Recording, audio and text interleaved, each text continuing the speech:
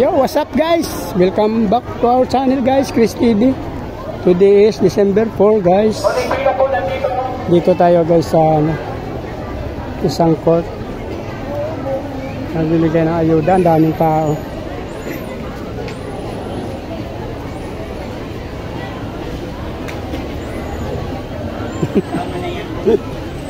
Mayroon dito akong katabi na may edad na siya tanda na siya.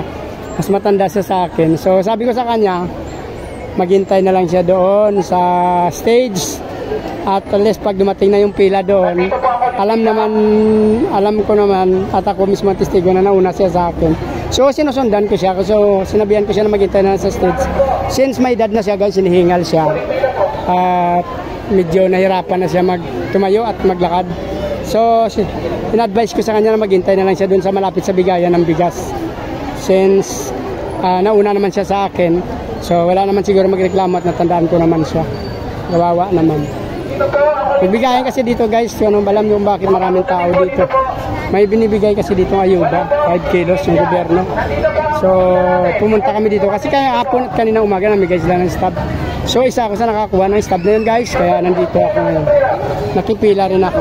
Sayang din naman kasi hindi naman dito mainit since nasa ilalim tayo ng court, basketball court.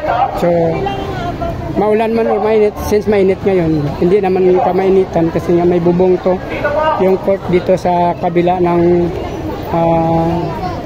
lugar namin. So, ito kasi ito guys, yung mga barangay-barangay ito sakop ng Bagumbong ito. So kaya ang dami rin nakapila ngayon doon kanila. Pero kahit mahaba ang pila, since kahit maraming tao, organized naman siya kasi may nag-aayos. Walang problema guys. May mga tao yung barangay na nag-aayos. Kaya maayos yung pila at walang gulo.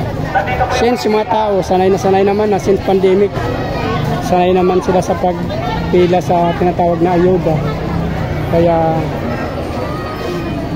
okay na. Haba na guys ang dami.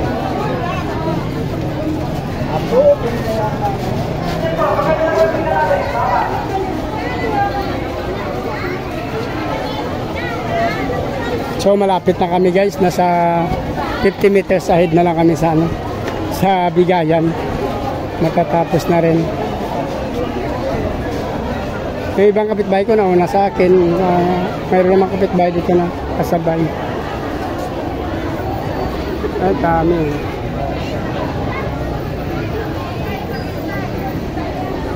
Sobrang daming tao.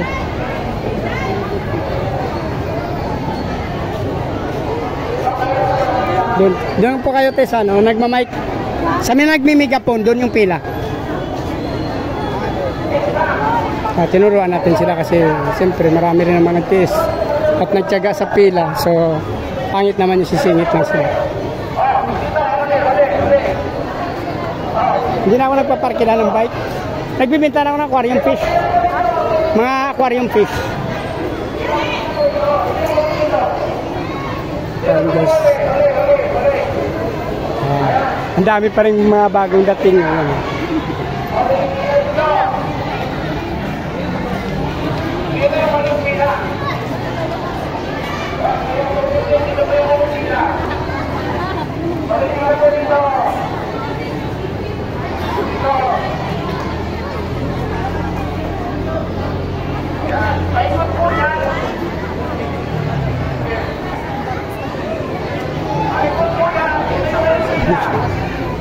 Haba ng pila guys. Malapit na ako guys, nasa 20 meters na lang. At 10 or 15 meters na lang.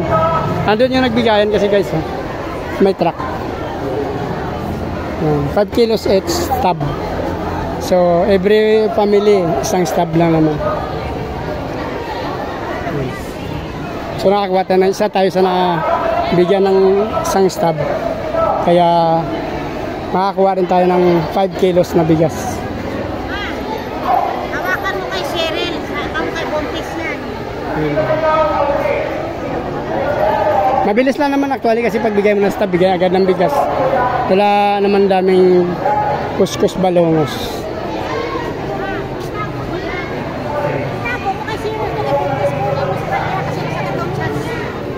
So hindi na tayo pabayan ng video guys. Kung nagustuhan nyo at natapos yung video na to, please like para subscribe sa aking YouTube channel guys. Sama ng notification bell para updated kayo sa mga video na ina-upload natin araw-araw.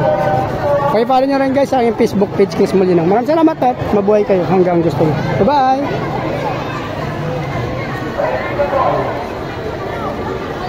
Magandang hapon. Bye-bye!